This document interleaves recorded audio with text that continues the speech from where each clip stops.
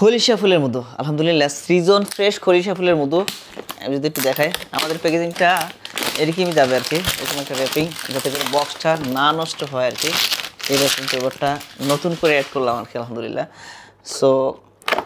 এটা আমি যদি একটু দেখাই এই 2 কেজির খলিশা ফুলের মধুর আমরা একটা প্যাকেজ নিয়ে আসছি একদম রিজনেবল প্রাইসে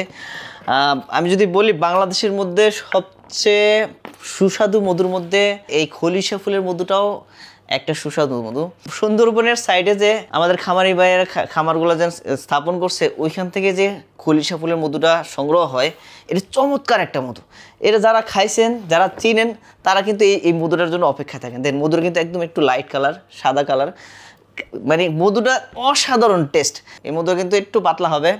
উপরে এটা কিন্তু গ্যাস হয়ে যাবে যে দেন গ্যাস হয়ে জাকি খাইলে গ্যাস হয়ে যাবে আর কি যারা এই খলিশা ফুলের মধুটা খান না এখনো এটা খলিশা ফুলের মধু কেন বলা হয় খলিশা ফুলটা সুন্দরবনের মধ্যে আগে ফুটে আর কি তো খলিশা ফুল থেকে মৌমাছিরা খলিশার নেকটারটাই সংগ্রহ করে নিয়ে আসে আর ওই বক্সের মধ্যে রাখে সাথে অল্প কিছু সামান্য কিছু আপনার অন্য ফুলের নেকটার থাকে কিন্তু এটা ধর্তব্য না বেশিরভাগই খলিশা ফুলের নেকটার থাকে আর খলিশা ফুলের মধুটার চাহিদা মানে এত বেশি আমরা এবার অল্প পরিমাণে শুরু করছি আর কি যে এটা আমি বেশি দিতে পারবো না অল্প কিছু মধু আমরা পাবো ওই অল্প কিছু মধুই আমরা বিক্রি করব এই জন্য আমরা এটা বেশি দিতে পারবো না গত বছর এই জন্য আমরা কিন্তু এটা নিয়ে কাজ করি নাই এই বছর কাজ করে চিন্তা করলাম যে যেহেতু এটা মধুর সুস্বাদু মধু একটা চমৎকার মধু একটা এই জন্য আমার কাস্টমাররা অনেকে চাচ্ছেন যে খলিশা ফুলের মধুটা নেবেন এই জন্য আমি চিন্তা করলাম যে খলিশা ফুলের মধু নিয়ে আসি 2 কেজির একটা প্যাকেজ করছি রিজনেবল প্রাইসের মধ্যে এই 2 কেজির প্যাকেজটা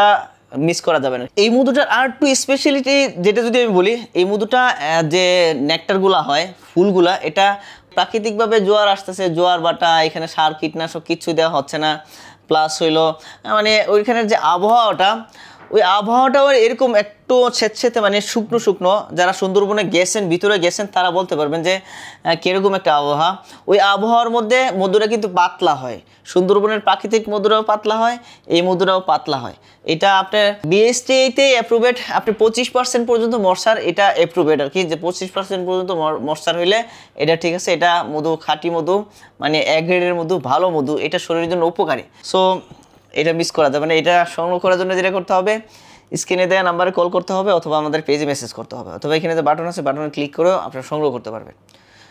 চলুন আমরা আমার কেমিক্যাল থেকে বের হয়ে প্রকৃতির দিকে ফিরে আসি সুস্থ থাকুন ভালো থাকুন প্রকৃতির সাথে জাযাকাল্লাহু খাইরান